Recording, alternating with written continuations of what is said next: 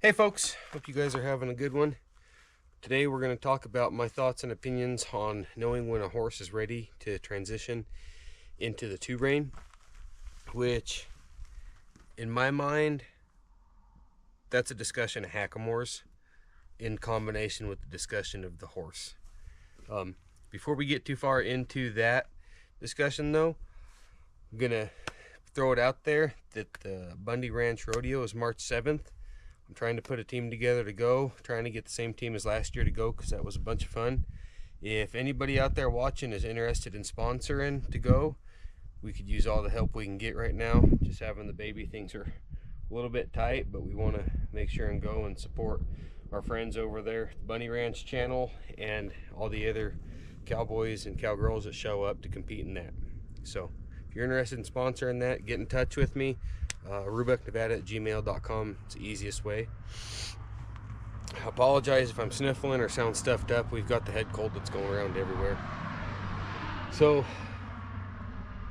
Mincer Silversmiths. Quality work created and designed by Western artist John Mincer. We are dedicated to providing unique, one-of-a-kind items for serious collectors. Rings, necklaces, and bracelets for jewelry lovers. Handmade tack, bit spurs, spur straps, and buckles for working cowboys and cowgirls. And the Joel Henry high-end collection tack and hardware line for leather crafters. We're proudly made in the USA. Step up to the finest in silverworks from Mincer Silversmiths. Find us on Facebook or call us at 775-423-3379. to start thinking about the Two-Rein, first of all, you got to start thinking about the horse and the hackamore. And we'll just start talking about the hackamore and what I expect out of the horse in the various stages. Your hackamore, of course, is comprised of your hanger, your feodor if you use one, the Bosel, and the McCarty.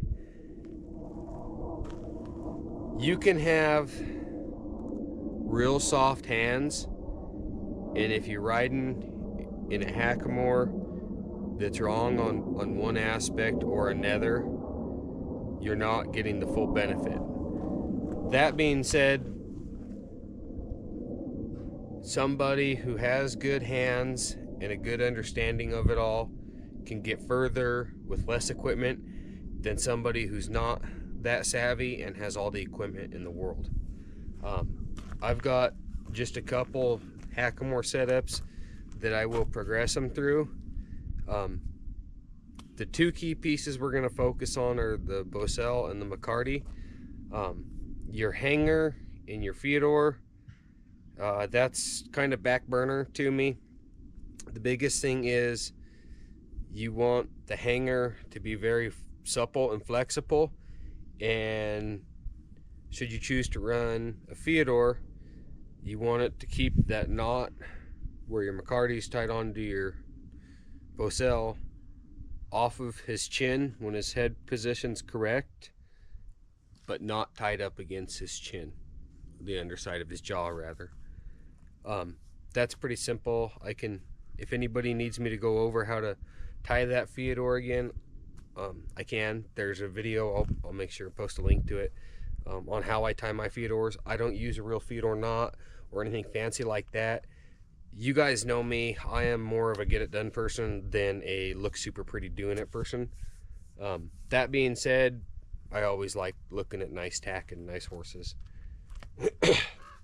So I guess we'll just start kind of with an imaginary horse, and in our minds we're gonna ride him all the way up from starting him his very first ride to the day I decide to put the Two-Rein setup on him.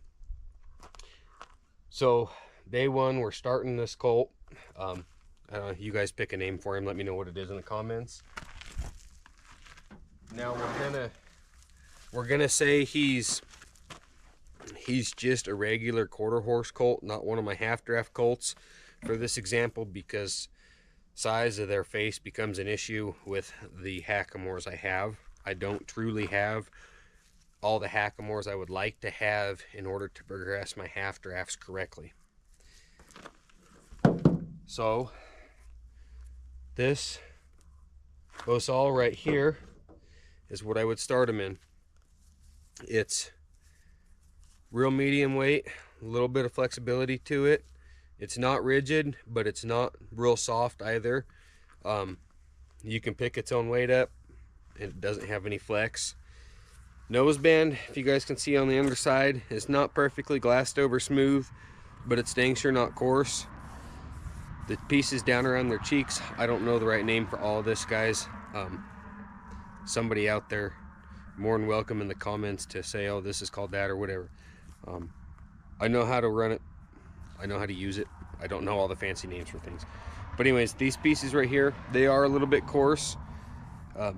Probably a hot take on it, but if a horse is really fighting me and fighting that hackamore, I don't mind letting them get a little bit of a cherry and letting it sting just a little bit on the bottom of their jaw.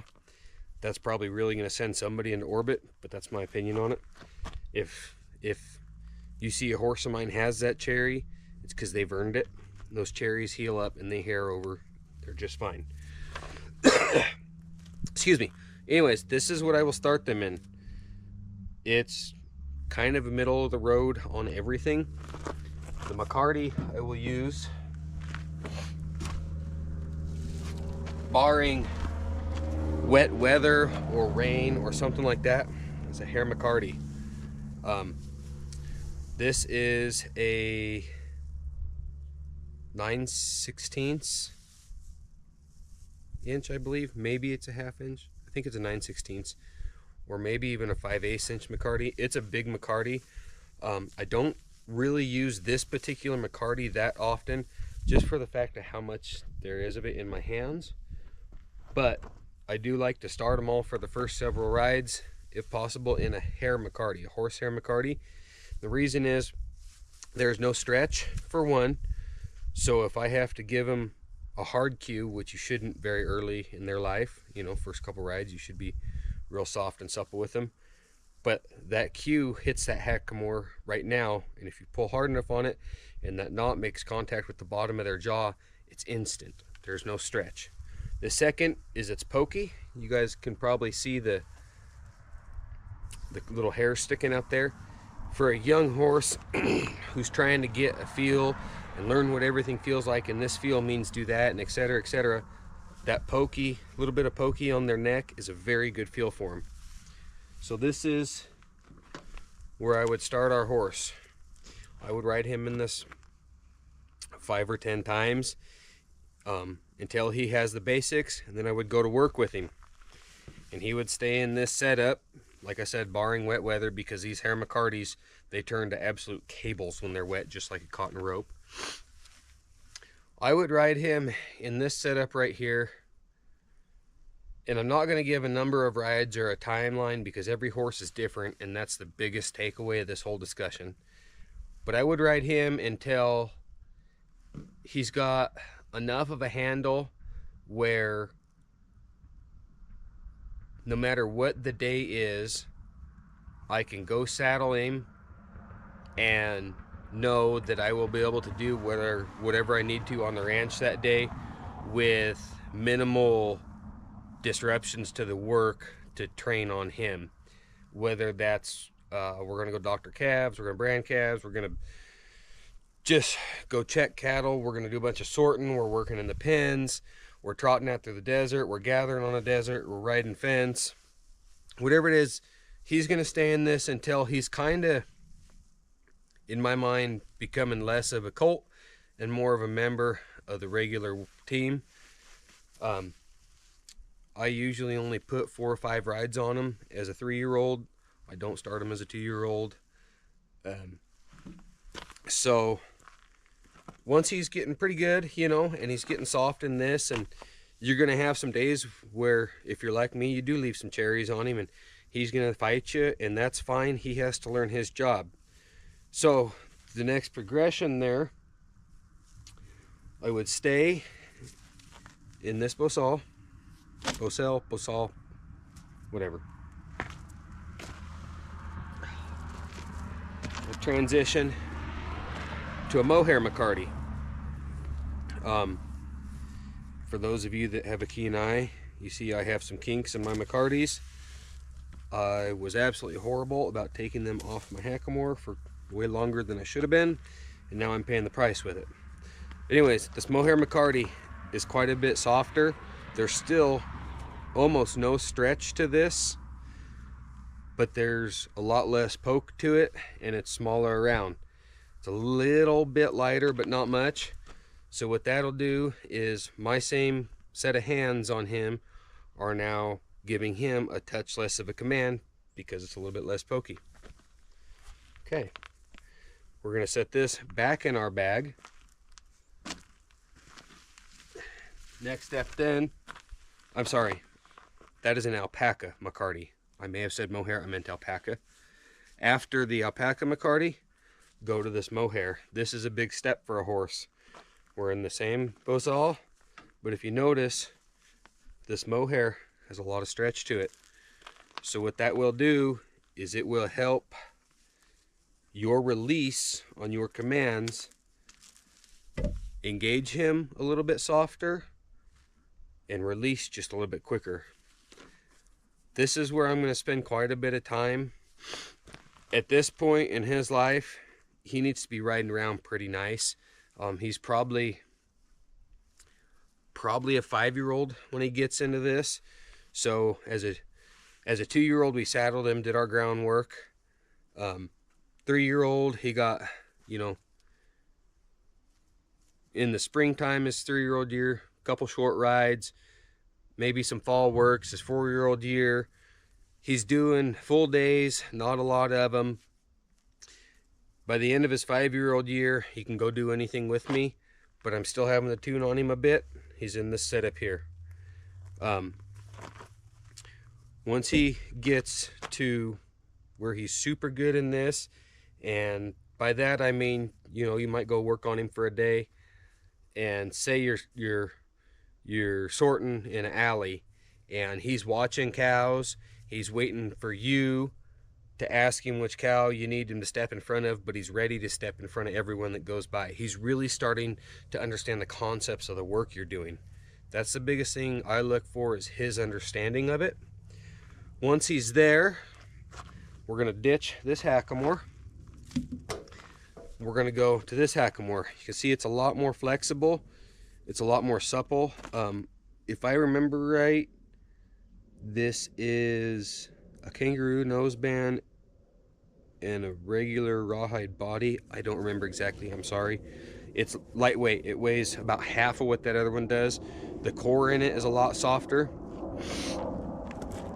So from there, I'm going to put this on him.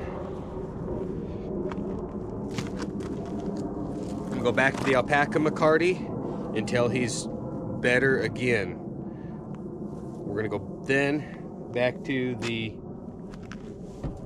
mohair McCarty to where, say, at the end of his 5-year-old year, maybe the very beginning 6-year-old year, he's just jam up, and he's really made some impressive moves, and he really understands the constructs of all the work you're doing.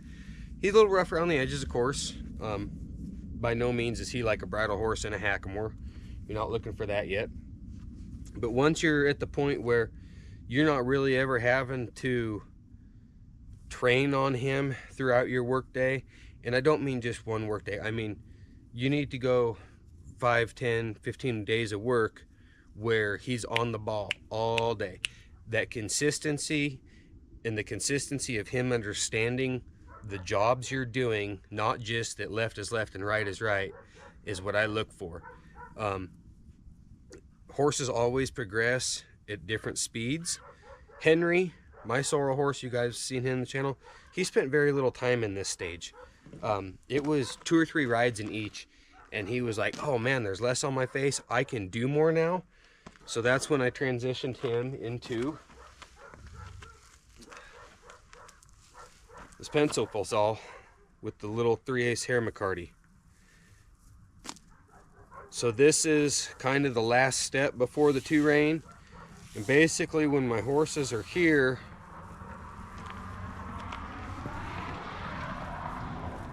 it's almost like a consistent test with them.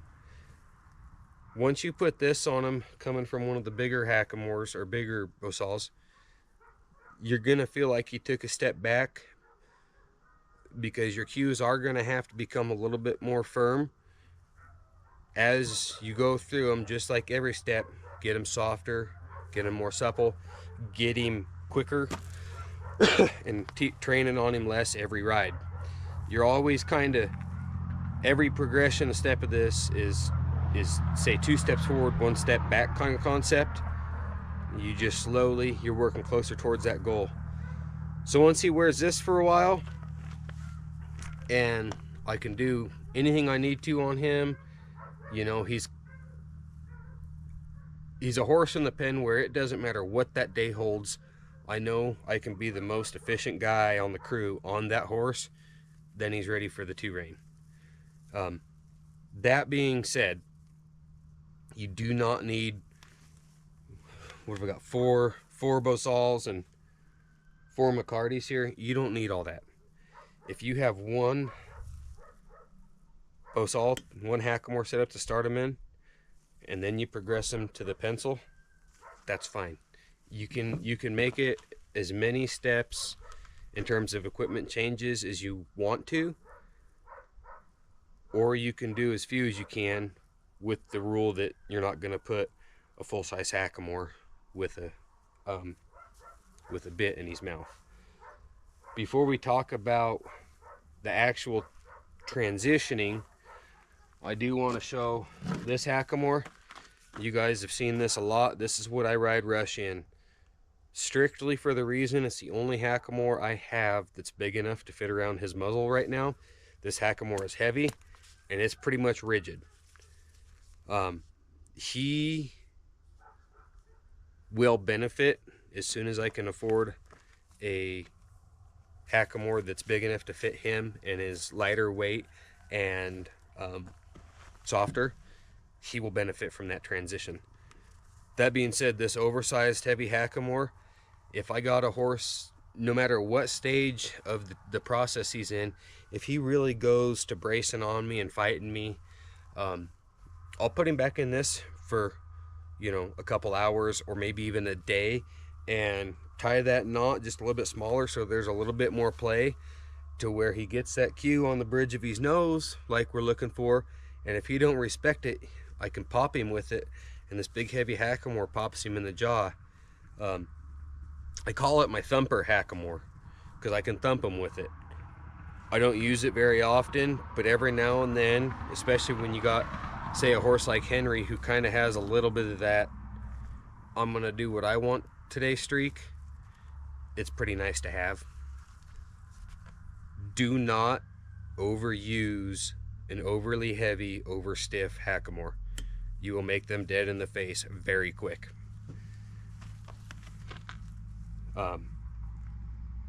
Get their attention with it, and then go back to the hack you were riding. So, the actual transitioning, whether you're wanting to use a full spade or a Mona Lisa or whatever flavor you decide, your cheek pieces is your preference. This is a discussion to have with somebody who's a lot more knowledgeable about bits than I am. Luke, my Mustang, he rides around in a Mona Lisa. He's got some scar tissue on his tongue from a horse wreck several years ago. He does not like to carry a full spade. That being said, Henry will transition into a full spade. I will have to have a full spade custom built for Rush, as big as he is. But when I do go into the Two-Rein, I take the rein chains, excuse me, and the reins and the bridle reins off of the bit to where it's just the head stall and the bit. Put that in his mouth, and I let him pack that until he carries it correctly, doesn't want to flip his head and fight it, until you can put it on and you forget it's there until you step off of him at the end of the day. Then you're ready to put your reins and your rein chains back on. Excuse me, guys. And the course of progression there is you're running all off your Hackamore. Slowly, you're tightening your bridle reins up and loosening the pencil Bosal, your Hackamore reins, until you're not ever touching those Hackamore reins. And then he either wears that as an under bridle with a get down rope, or just naked or neck rope, whatever. At that point, he's straight up in the bridle. That process takes years in itself just as it did working him through the hackamores. At any point in any part of this process, if I feel like I made the mistake of progressing too quick, I will absolutely take a step backwards and kind of eat that humble pie to realize, hey, this horse, I failed him. He's not where I thought he was, which that's not a big deal. Some of the nicest horses I've ever been around are still in the hackamore, and they might be in the hackamore their whole life. That's fine. Putting a horse straight up in the bridle or moving into the two-rein, whatever, it's not a race. Every horse progresses at their own speed, and every rider is capable of progressing those horses at a different speed. You might have somebody say, oh, this is my 4-year-old, he's in the two-rein. Well, that might be totally wrong, but that might be totally right. You hear of guys say, oh, I ride him in the two-rein for 2 years, or the hackamore for 2 years, and the two-rein for 2 years, and then they're ready to go to the bridle as a 6 or 7-year-old, whatever. If you have that strict of a timeline to your program, and it's working for you, and your horses are good, that's fine. That's not how I operate. I don't have a problem with those that do it that way. My biggest concern is making sure that, say, my finished bridle horse, whether I put his bridle on him, whether it's a halter, whether it's an extension cord tied around his face, a hackamore, whatever it is, I need to be able to go and get him and do whatever I need to do proficiently without any problems. To me, the term bridle horse doesn't mean he's got a bridle in his mouth. It means that horse understands every facet of his job well enough that he has earned that pretty piece of silver hanging from his mouth. You guys have heard me say a lot, my Mustang, he's not a bridle horse, he's a bridle rack. And the truth to that story is, I rode him in a hackamore for probably 8 or 9 months. And every time I would go to run a calf down, he would run off. So I put him in some kind of broken bit. Maybe it was a shank snaffle. I can't remember now. And I rode him in that for a long time. And then I put him in, once I got him to where he would respect that bit, then I put him into a two-rein. And I rode him in the two-rein for a while. And now he rides around in that Mona Lisa. He did not follow the standard progression as I like to, because he was a special case, and you have to adapt to each horse. Those of you that know his story, you understand why he's kind of like he is. That being said, there are times with him where I have to pull on his bridle reins way harder than a bridle horse. So I say he's a bridle rack, not a bridle horse. I can also go do anything I need to on him without problems. There was a sorrel mare we've still got. The YouTube channel, you guys have never seen her. She's more or less retired now. And I could go do anything I need to on her. She was soft. She was well-mannered. Just as proficient as any horse out there. And anytime I put a bit in her mouth, whether it was a spade, a snaffle, a Mona Lisa, my wife tried a couple different little things on her, she hated it. Had the vet check her mouth was fine. The mare just did not like a bit in her mouth, so I rode her in a hackamore her whole life. Everybody loves to watch a nice bridle horse work. Everybody loves the challenge of running a two-rein rig. But it's more important for me to have that horse happy and productive.